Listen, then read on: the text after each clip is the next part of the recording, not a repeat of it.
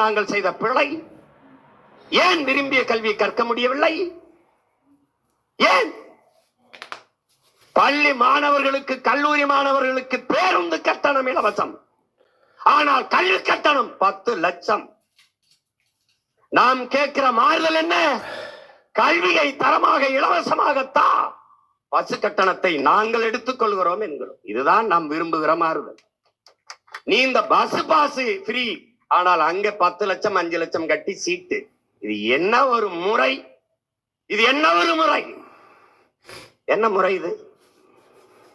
ரேஷன்ல அரிசி போடுறோம். ரேஷன் அரிசியை வாங்கி சாப்பிடுகிற ஒரு கவுன்சிலர், ஒரு எம்எல்ஏ, ஒரு எம்பி, யாரு சொல்றது? என்னை பெத்த தாய் அன்னம்மாள் இன்னும் அரணையூரில் இருக்கிறாள். அவள் ரேஷன் அரிசி வாங்குகிறாள். என் தாய் என்னிடத்தில் சொன்னது என்பான்மை மக்களே, ஐயா இந்த ரேஷன் அரிசியை வாங்கி கோழிக்கு போட்டையா கொத்த மாட்டேங்குதியாங்க. சத்தியமா சொன்னா என் தாய். மாட்டுக்கு பழைய கஞ்சி ஆக்கி அந்த தொட்டியில ஊத்துற மூக்க வச்சுட்டு எடுத்துட்டு போயிடுச்சானா. அவ்வளவு நாறுது. உங்களிடத்துல கேட்கிறேன், ஒரே நிலம், ஒரே விவசாயி, ஒரே நெல், ஆனால் அது தனியார் முதலாளிகளுக்கு விற்பனைக்கு வரும்போது தரமாக இருக்கிற அரிசி மக்கள் சேவைக்காக ரேஷன் கடைக்கு வரும்போது தரமற்று வருகிறது. இடையில என்ன நடக்குது? ஒரே நெல்லுதான் கடைக்கு போகும்போது தரமாகவும், சேவைக்கு மக்களுக்காக வரும்போது தரக்குறைவாகவும் இருக்க காரணம் என்ன? காரணம் என்ன? எந்த அரசாங்க கல்லூரியில் அமைச்சர் பெருமக்கள் மகன், சட்டமன்ற பாராளுமன்ற உறுப்பினர் மகன் படிக்கிறார்? எந்த அரசு மருத்துவமனையில் படுத்து இவர்கள் மருத்துவம் செய்கிறார்கள்?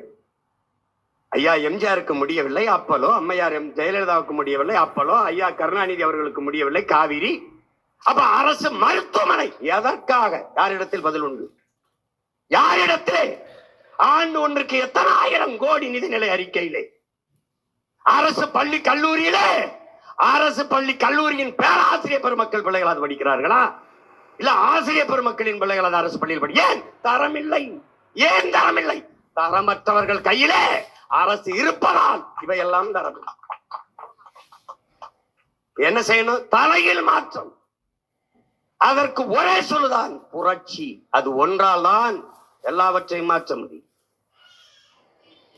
அறிவை போதிக்கிற ஆசிரியர் பெருமக்கள் காலையிலிருந்து வீதியில் நின்னால் நாடு விளங்குமாடா? விளங்குமாடா? இந்த நாடு உலகத்துல கேவலப்படுத்தி சிரிப்பான். உலக நாடுகளை பார்த்தா யாரும் ஆசிரியர்கள். இது எதுக்கு ஒன்னே தனியார் பல்கலைக்கழகமா மாத்த வேண்டிய தேவை என்ன வருது? என்ன வருது? தியாகராஜ கல்லூரி எனக்கு தெரிஞ்ச எங்க ஐயா